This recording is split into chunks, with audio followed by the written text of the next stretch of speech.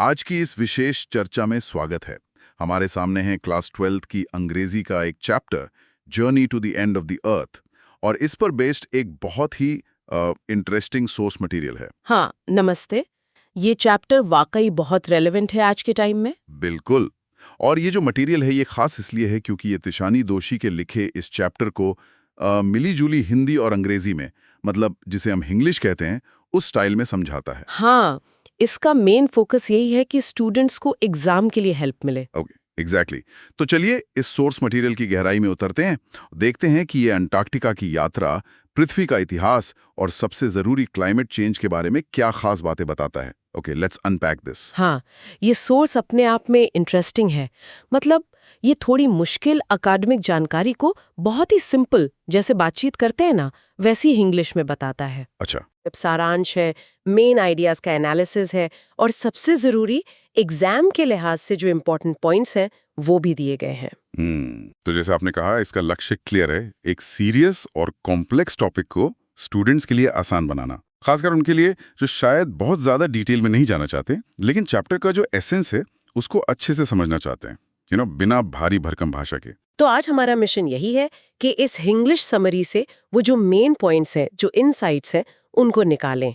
हम ये समझने की कोशिश करेंगे कि ये चैप्टर इस सोर्स के जरिए हमें अंटार्कटिका, पृथ्वी के करोड़ों साल पुराने इतिहास और हमारी अपनी जिम्मेदारियों के बारे में क्या सिखाता है। और साथ ही हम ये भी देखेंगे कि ये सोर्स अंटार्कटिका को समझने पर इतना जोर क्यों देता है, खासकर आज जब क्लाइमेट चेंज इतनी बड़ी चिंता बन चुका है।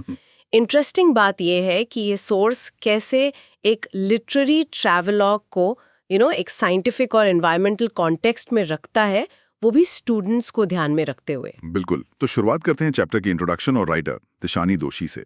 सोर्स बताता है कि तिशानी दोषी सिर्फ राइटर नहीं बल्कि पोएट, नॉवेलिस्ट और डांसर भी हैं।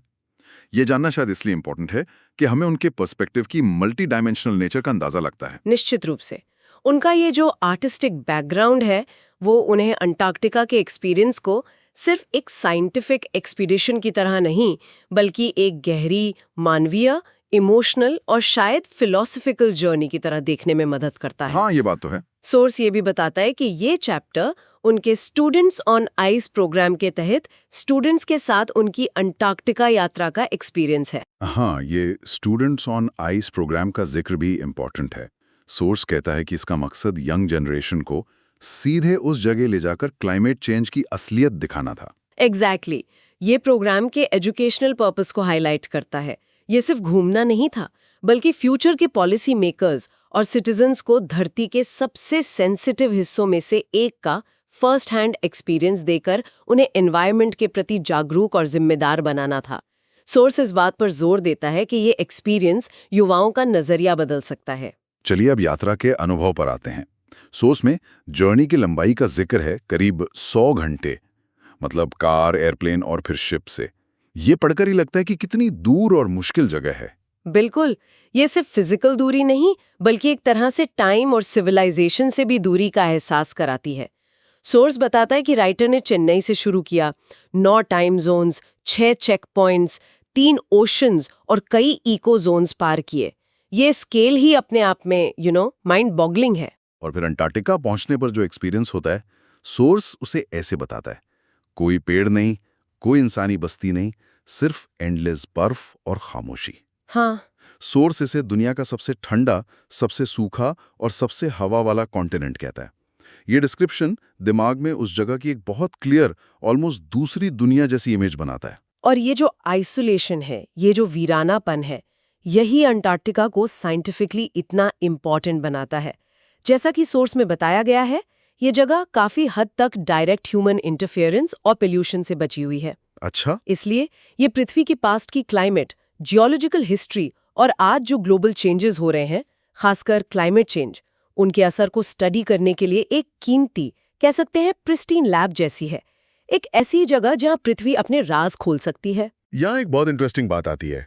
सोर्स कहता है अंटार्कटिका एक टाइम मशीन जैसा है।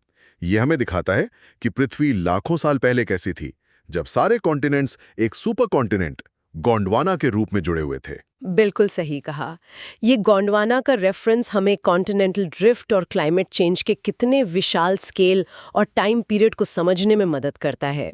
सोर्स बताता है कि करीब 650 मिलियन साल पहले, जब आज का इंडिया और अंटार्कटिका जुड़े हुए थे, तब अंटार्कटिका गर्म था। गरम? हाँ, और वहाँ विशाल जैव विविधता थी, मतलब तरह तरह के पेड़ पौधे और जानवर थे। ये इमेजिन करना भी मुश्किल है कि आज जो जगह पूरी बर्फ से ढकी है वो कभी गर्म और लाइफ से भरपूर थी। यही तो पॉइंट है।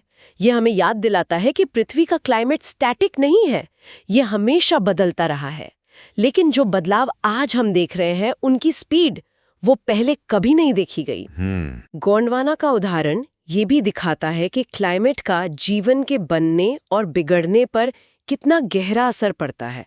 अतीत के ये बदलाव हमें भविष्य के खतरों के बारे में सोचने पर मजबूर करते हैं, जैसा कि सोर्स इशारा करता है।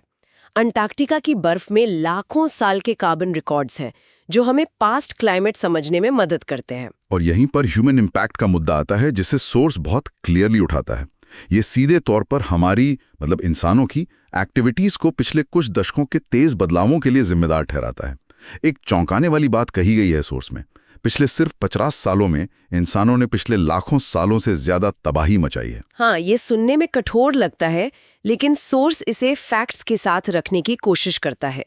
इसमें बढ़ती पॉपुलेशन, अनकंट्रोल्ड अर्बनाइजेशन, इंडस्ट्रीज और सबसे जरूरी फॉसिल फ्यूल्स मतलब कोयला, पेट्रोल, डीजल का अंधाधुंध इस्तेमाल शामिल है।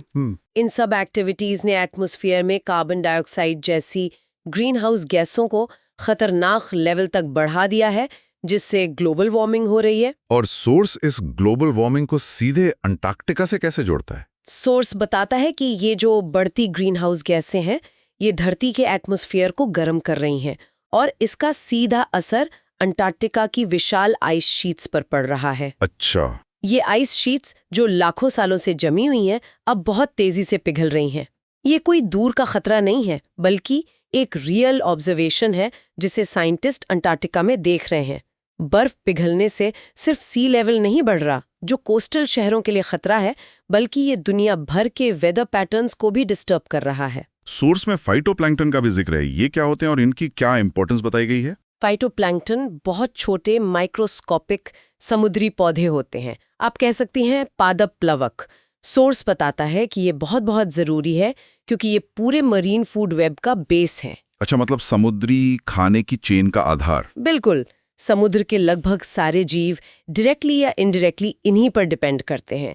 और इतना ही नहीं, ये फोटोसिंथेसिस के जरिए धरती के एटमॉस्फेयर के लिए बहुत सारी ऑक्सीजन भी बनाते हैं और कार्बन डाइऑक्साइड को सोखते हैं। अरे वाह, तो ये छोटे से पौधे इतने महत्वपूर्ण हैं। एग्जैक्टली। और सोर्स इसी पॉइंट पर जोर देता है। ये इशारा करता है कि क्लाइमेट चेंज से होने वाले छोटे बदलाव भी, जैसे समंदर का टेम्परेचर बढ़ना या ओजोन लेयर में छेद होना, इन छोटे फाइटोप्लैंक्टन पर बहुत बुरा असर डाल सकता है। और उसका असर फिर पूरी फूड चेन पर पड़ेगा। हाँ, क्योंकि ये फूड चेन की नींव है, तो इन पे असर का मतलब है ऊपर तक। मछलियों से लेके सील, व्हेल, समुद्री पक्षियों तक पूरे मरीन इकोसिस्टम पे असर पड़ना। अगर इसे बड़े पिक्चर में देखें तो ये हमें दिखाता है कि पृथ्वी का सिस्टम कितना कॉम्प्लेक्स, इंटरकनेक्टेड और कितना नाजुक है। एक हिस्से में छोटा सा बदलाव भी पूरे सिस्टम में बड़े और अनएक्सपेक्टेड नतीजे ला सकता है। इसी नाजुकता और इंटरकनेक्टेडनेस को शायद स्टूडेंट्स को सीधे एक्सपीरियंस कराने के लिए स्टूडेंट्स ऑन आइस जैसा प्रोग्राम इंपॉर्टेंट हो जाता है। सोर्स कहता है कि इसका मकसद स्टूडेंट्स को क्लाइमेट चेंज का सिर्फ किताबी ज्ञान नहीं, बल्कि रियल पिक्चर देना था।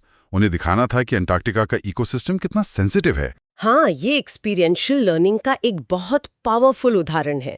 देखिए, क्लाइमेट चेंज के बारे में क्लास में पढ़ना या डॉक्यूमेंट्री देखना एक बात है, लेकिन अपनी आंखों से पिघलते ग्लेशियर देखना, बर्फ को टूटकर समंदर में गिरते सुनना और उस विशाल, शांत लेकिन भंगुर लैंडस्केप को महसूस करना, ये बिल्कुल अलग और गहरा असर डालता है। बात तो सही है। सोर्स ये कहता है कि ये स्टूडेंट्स फ्यूचर के पॉलिसी मेकर्स हैं। क्या सोर्स ये बताता है कि इस एक्सपीरियंस का स्टूडेंट्स पर क्या असर हुआ? मतलब क्या बदलाव आया उनमें?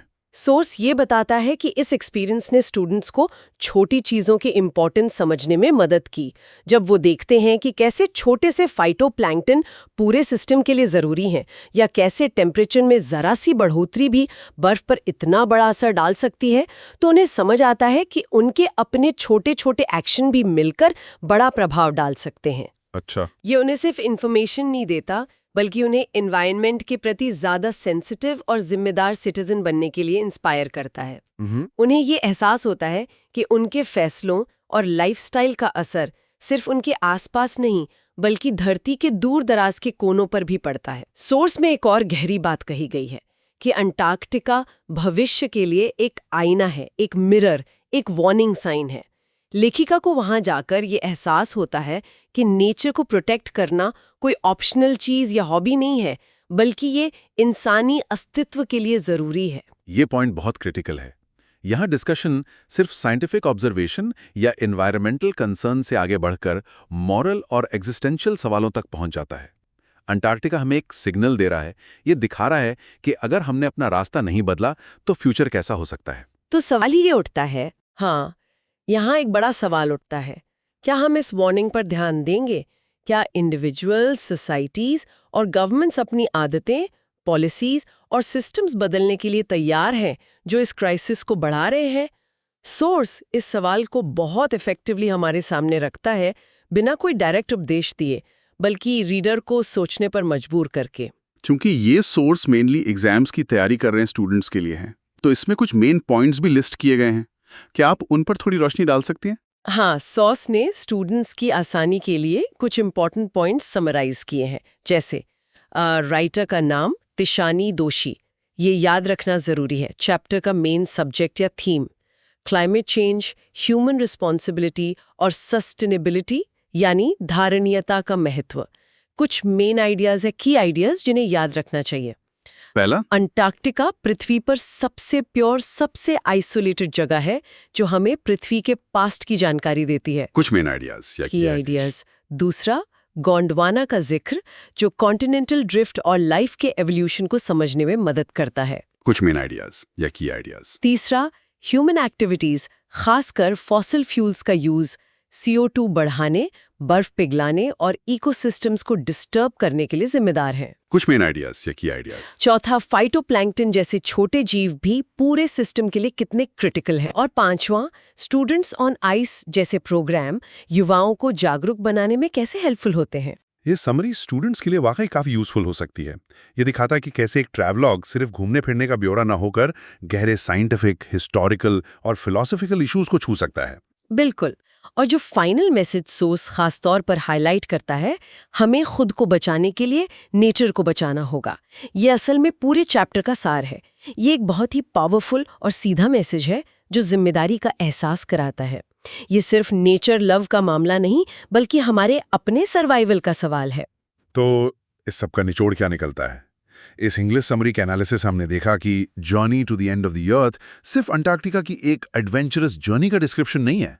ये हमें उस कॉन्टिनेंट की यूनिक इंपॉर्टेंस, पृथ्वी की लंबी और बदलती हिस्ट्री, क्लाइमेट चेंज की सीरियस रियलिटी और इस पूरे सीन में हमारी अपनी भूमिका और जिम्मेदारियों के बारे में बहुत कुछ सिखाती है। हाँ, ये हमें क्लियरली याद दिलाता है कि पृथ्वी के सबसे दूर, सबसे बर्फीले और खाली कोने भी हमारी रोज़मर्रा की एक्टिविटी से कैसे जुड़े हुए हैं और कैसे प्रभावित हो रहे हैं, चाहे वो हमारी एनर्जी यूज़ हो, हमारे कंजम्पशन पैटर्न हो या हमारे द्वारा पैदा किया गया कचरा हो। और ये सोर्स अपनी सिंपल इंग्लिश स्टाइल से इस नॉलेज को सिर्फ इन्फॉर्मेशन तक ना रखकर इसे एक्शन में बदलने की जो अर्जेंट ज़रूरत है उस पर भी जोर देता है। ये सिर्फ जानने के बारे में नहीं है, बल्कि कुछ करने के बारे में। सोर्स इस बात पर खास जोर देता है कि स्टूडेंट्स यानी यंग जनरेशन को अवेयर होना चाहिए और सस्टेनेबिलिटी के लिए काम करना चाहिए। ये उन्हें फ्यूचर में चेंज लाने वाले एजेंट्स के रूप में देखता है। इसी पॉइंट पर एक बात सोचने लायक है जो शायद श्रोताओं के लिए एक फूड फॉर थॉट हो सकता है। जब हम क्लाइमेट चेंज जैसे इतने बड़े ग्लोबल इश्यूज का सामना करते हैं, तो इंडिविजुअल रिस्पॉन्सिबिलिटी, जैसा कि सोर्स स्टूडेंट्स के लिए सजेस्ट करता है, जैसे अपनी आदतें बदलना, अवेयर होना, और बड़े स्केल पर सिस्टमिक चेंज जो गवर्नमेंट्स, पॉलिसीज और बड़ी इंडस्ट्रीज से आता है, जैसे रिन्यूएबल एनर्जी अपनाना, कार्बन एमिशन पर रूल्स बनाना, इनके बीच सही बैलेंस क्या है? ये एक बहुत ही रेलेवेंट सवाल है आज के समय में। क्या सिर्फ इंडिविजुअल एफर्ट्स से इतना बड़ा बदलाव आ सकता है, या हमें मेनली बड़ी पॉलिसीज और सिस्टम्स में बदलाव पर फोकस करना चाहिए? क्या एक के बिना दूसरा इफेक्टिव हो सकता है? इस कॉम्प्लेक्स सवाल पर सोचने से हमें शायद इस चैप्टर के गहरे मैसेज और उसकी आज की रेलेवेंस को समझने में और मदद मिल सकती है। हाँ, ये सवाल सिर्फ स्टूडेंट्स के लिए नहीं बल्कि हम सभी के लिए सोचने वाला है जो एक सस्टेनेबल फ्यूचर चाहते हैं। बिल्कुल। ये वाकई एक महत्वपूर्ण विचार है जिस पर सोचना चाहिए। इस इंटरेस्टिंग सोर्स मटेरियल और journey to the end of the earth के मल्टी लेयर्ड मीनिंग्स पर इस गहरी चर्चा के लिए धन्यवाद। उम्मीद है कि हमारा ये विश्लेषण उन सभी के लिए यूजफुल साबित होगा जो इस चैप्टर को खासकर एग्जाम के नजरिए से बेहतर ढंग से समझना चाहते हैं। शुक्रिया।